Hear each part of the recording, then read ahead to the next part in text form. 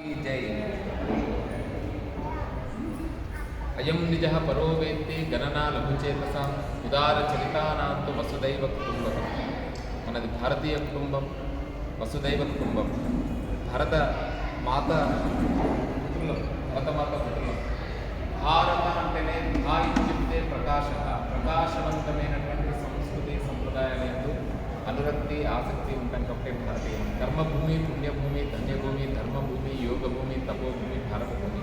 నిజంగానే కొన్ని హిందూ సంబంధమైనటువంటి ఆర్ఎస్ఎస్ కానివ్వండి, కొన్ని విశ్వ హిందూ పరిషత్ కానివ్వండి, ఇవి లేకుంటే మన భారతదేశం లేదు. మన యొక్క మనుగడకి, మన యొక్క జీవన విధానానికి, ప్రపంచానికి అంతటికీ కూడా నిజంగానే ఒక చెట్టుకు వేళ్లకు నీరు పోస్తే ఏ విధంగా చెట్టు పత్రాన్ని, పుష్పాన్ని, ఫలాన్ని ఇస్తుందో, ఈ భారతదేశంలో ఆచరించేటువంటి కర్మాచరణ, ధర్మాచరణ ఇవన్నీ కూడా భరతమాత యొక్క అనుగ్రహమే.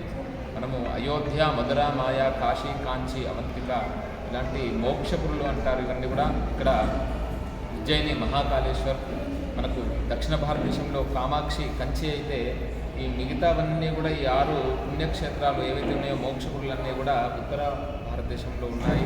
ఉత్తమంగా దేవభూమి అంటారు, తపోభూమి అంటారు. ఇక్కడ మనం ఉజ్జయినిలో భారతమాత అనుగ్రహం తీసుకొని అదేవిధంగా దేశభక్తి అంటే దైవభక్తి ఉండడం ముఖ్యమే. దైవభక్తి కంటే ముందుగా దేశభక్తి ప్రతి ఒక్కరిలో కూడా ఉండాలని పరమాచార్య స్వామి వారు, అదేవిధంగా జగద్గురు పీఠాలు ఎంతోమంది మహనీయులు, మహాత్ములు చెబుతూ ఉన్నారు.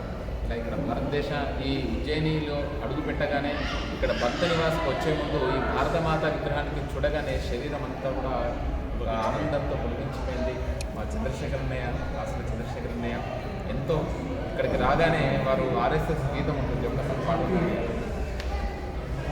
నమస్తే సదా వత్సలే మాతృభూమి త్వయా హిందూభూమే సుఖం వర్ధితోహం మహామంగళే పుణ్యభూమే త్వదర్థే తద్వేషకాయో నమస్తే నమస్తే ప్రభో శక్తిమన్హిందురాష్ట్రాంగభూత మే సాదరన్నిపాదనమా తదీయాయ కార్యాయ భాగీయం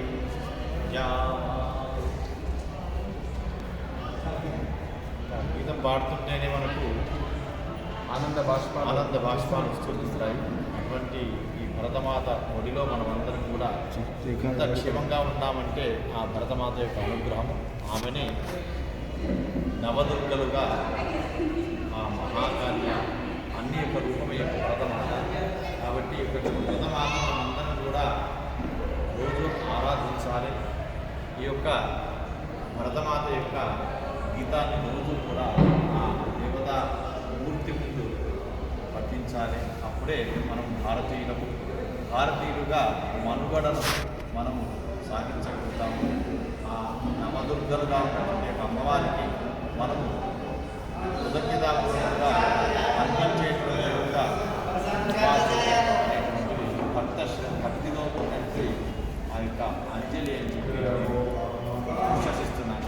భారత్ మాతాకి జై. భారతమాత దేవాలయం ద్వారా ఎన్నో సేవా కార్యక్రమాలు చేస్తున్నారు. భారతమాత మందిర్ ఉజ్జయిని వీరు అనేక ధార్మిక కార్యక్రమాలు ఇందులో, తర్వాత సేవా కార్యక్రమాలు చేస్తున్నారు. వైద్య సంబంధంగా పేదలకు ఇట్లా భరతమాత దేవాలయం చూసి మనము ఉజ్జయిన్లో కాలభైరవుడి దర్శనం చేసుకొని మనము భారత్ మాతాకి జై అన్న చంద్రశేఖర్ అన్న.